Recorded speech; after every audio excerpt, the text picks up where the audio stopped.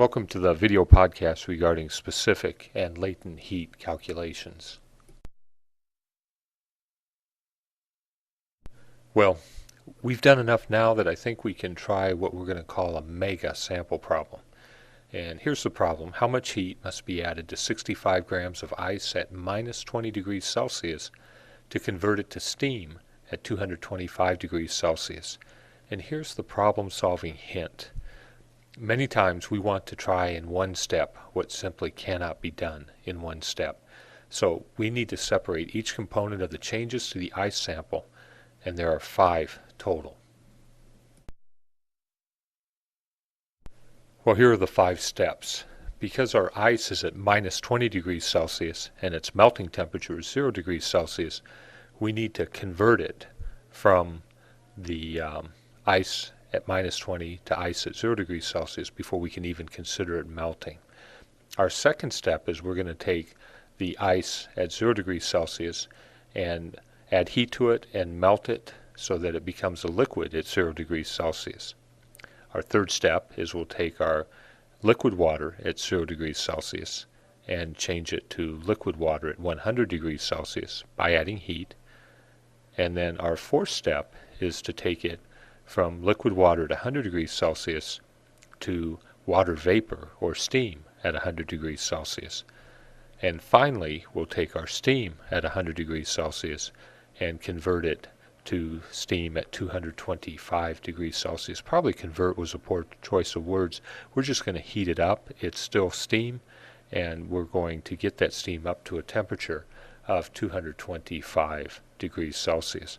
Now, if you write these 5 steps out, you can then put the equations side by side with the transformations that need to occur, and it helps to organize the problem, keep everything in line for you, and what seems like a very difficult, long problem to solve actually becomes quite simple when you break it down into these steps. So here are the equations that represent the changes that are occurring in each of the steps that we already specified. We have, for the first one, we're changing the temperature of the ice, so we use the specific heat equation. For the second step, we're converting the ice from solid ice at 0 degrees Celsius. We're melting it, and so here we have the equation that involves the latent heat of fusion. In our third step, we're taking our liquid water at 0 degrees Celsius and we're taking that up to 100 degrees Celsius. So again, here we'll use a specific heat equation. In our fourth step, we're converting our 100 degrees Celsius liquid water to steam at 100 degrees Celsius. So here we'll use the latent heat of vaporization. And then our final step is to take the steam at 100 degrees Celsius and using the specific heat of steam, determine how much heat to raise it to 225 degrees Celsius. It may be a good idea, as you need, to pause the podcast and write these steps down. They'll really help you when you see problems like this in the future. A mega sample problem requires a mega sample solution. So here it is. We're going to go step by step. Our first step, again, is taking the ice from minus 20 degrees Celsius to its melting temperature at 0 degrees Celsius. So we're going to use our base equation of that. Q is equal to our mass times the specific heat of ice times the change in temperature. It is critical here that you use the specific heat for ice or for water in its solid phase, which is about half as large as what the specific heat of water is in its liquid stage. So we have our 65 grams times the specific heat of ice, 2.050 joules per gram times degrees Celsius, times 20 degrees Celsius. We're adding heat, so this will be a positive value. It's 2,665 joules. We can next calculate the amount of heat to melt the ice. And so we're going to use our latent heat of fusion equation. Q is equal to our mass times the latent heat of fusion. So we take our 65 grams times 334 joules per gram. Our grams cancel, and we are left with 21,710 joules. notice how much more heat has to be added to cause a change in phase, in this case melting, than just to change the temperature of the ice. Next, we're going to take our liquid water at 0 degrees Celsius and heat it up so that its temperature rises to 100 degrees Celsius. So again, we will use the equation involving specific heat. We have here 65 grams times 4.184 joules per gram times degrees Celsius times the 100 degrees Celsius temperature change. Notice that your grams will cancel, your degrees Celsius will cancel, and you're left with joules. And our value here is 27,196 joules. Now, if you're wondering why I've not rounded to significant figures, it's this. We're looking for the total amount of heat to be added. We're going to add these steps when we get all of the steps done. And when I go to present or report my final answer, that is when I will use significant figures. So that's where we are right now. We have 2 more steps to go, and those will be shown on the next slide. So far we've changed the ice from a temperature of minus 20 degrees Celsius to 0 degrees Celsius, melted it, and now brought it to a temperature of 100 degrees Celsius after it was melted. We still need to boil or vaporize this, so our next step would be to find the amount of heat it would take to boil this amount or vaporize this amount. So we're going to use our latent heat of vaporization equation and take the mass of our liquid water at 100 degrees Celsius of 65 grams and multiply it times the latent heat of vaporization, which is 2,260 joules per gram. The grams cancel, we're left with joules, and our value here is 146,900 joules. You see tremendous amount of heat to vaporize or boil a substance, and that's reflected in this very large value. Now we still need to take this steam at 100 degrees Celsius up to 225 degrees Celsius, so we're going to use the equation that involves specific heat. And again, very important that you look for the specific heat of water as a vapor or steam, because it is very different than liquid water. So we take our 65 grams times the specific heat of water vapor or steam, which is 2.080 joules per gram times degrees Celsius, times 125 degrees Celsius temperature change. Our grams cancel, our degrees Celsius cancel, and we're left with a value of 16,900 joules. Now that we've calculated the amount of heat that must be added for each step, we want to find the total. So we'll add the 2,665 joules from bringing the temperature of the ice from minus 20 to 0 degrees Celsius, the 21,710 joules that it took to melt the ice at 0 degrees Celsius to liquid water at 0 degrees Celsius, then the amount of heat to take the liquid water from 0 degrees Celsius to 100 degrees Celsius, which was 27,196 joules. We'll add that to the 146,900 joules that it took to vaporize or boil the 65 grams of liquid water at 100 degrees Celsius to steam at 100 degrees Celsius, and finally add the 16,900 joules it took to take the 100 degrees Celsius steam to a temperature of 225 degrees Celsius.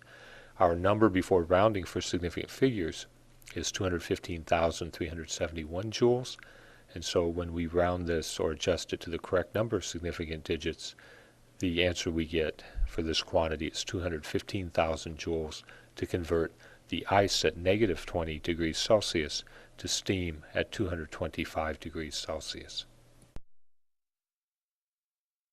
So far we have examined a myriad of sample problem types dealing with specific heat and latent heat. There's one more that we want to try. So here we have 100 grams of water at 90 degrees Celsius is added to 425 grams of water at 20 degrees Celsius. We want to determine the final temperature of the mixture, and there are some hints that can really help you with this type of problem. Solving this type of problem requires that the problem solver embrace this truth regarding the conservation of energy. That is that the opposite of the heat loss is equal to the heat gain. That is a critical truth that must be embraced, all the heat gained by the 425 gram sample of water at 20 degrees Celsius was obtained from the heat loss of the 100 gram sample of warmer water. If you can make this connection, then problems like this are not difficult to solve. Solving a problem of this complexity requires a very well organized data table, and I separate my data table into one side for the heat that's being lost and the other side for the heat that's being gained. And because the opposite of Q loss is equal to Q gain, I go ahead and set up my equation under the heat loss as negative Q is equal to the opposite of the mass times the specific heat times the change in temperature. Our mass of the water that's losing heat is 100 grams. The specific heat is 4.184 joules per gram times degrees Celsius. And our change in temperature is TF minus 90 degrees Celsius. For our heat gain, the values are positive because heat is being added from the water that's warmer that's mixed with it. So our Q is equal to mass times specific heat times change in temperature. Our mass is 425 grams. Our specific heat remains, as always for liquid water, 4.184 joules per gram times degrees Celsius. And our change in temperature is TF minus 20 degrees Celsius. So let's take a look at our initial steps for this solution. First thing I want to do is set up my Q equations so that the opposite of my heat loss is equal to my Q gain in equation form. So I take the opposite of, in brackets for my Q loss, my mass times specific heat times TF minus T naught is equal to the mass times the specific heat times TF minus T naught for my Q gain.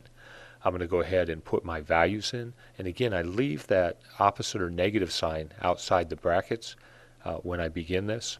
So I have my 100 grams times 4.184 joules per gram times degrees Celsius times TF minus 90 degrees is set up equal to 425 grams times 4.184 joules per gram times degrees Celsius times TF minus 20 degrees.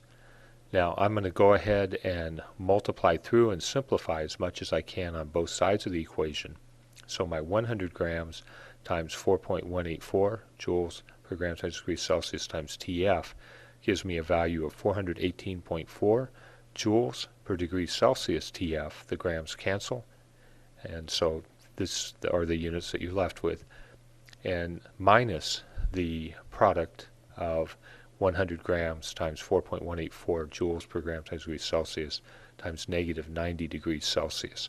So I'm left with the opposite of my Q loss being negative inside the brackets 418.4 joules per degree Celsius TF minus 37,656 joules.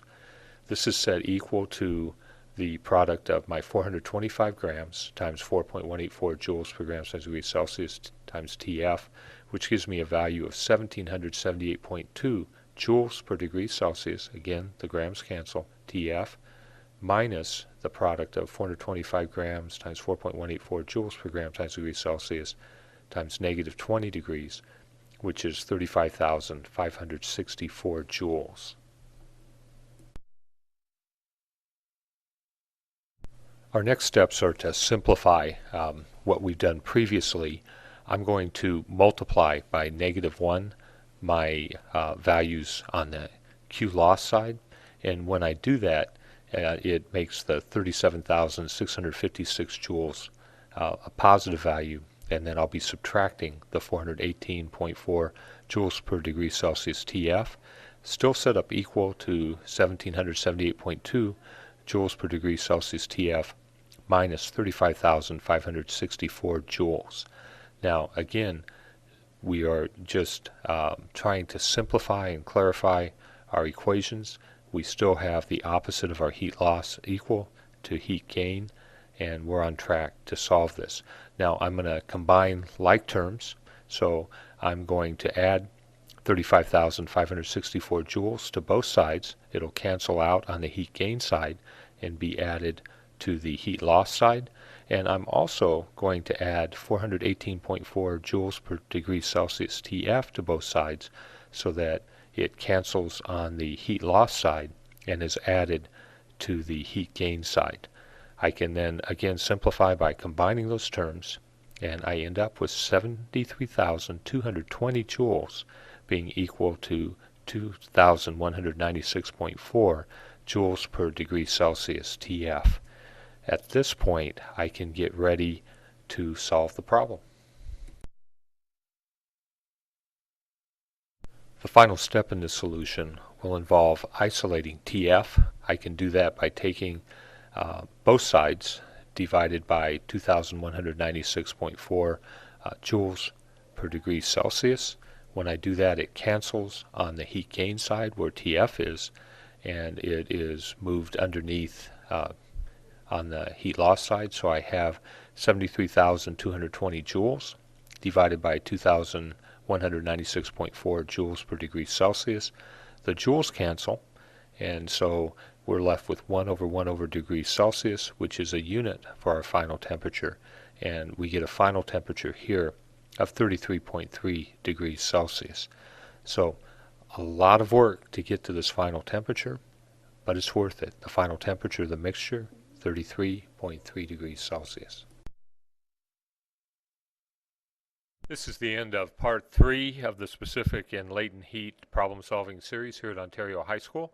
I will leave you with a quote from that inimitable philosopher, Jimi Hendrix. "I've been imitated so well, I've heard people copy my mistakes. What could be better than that?"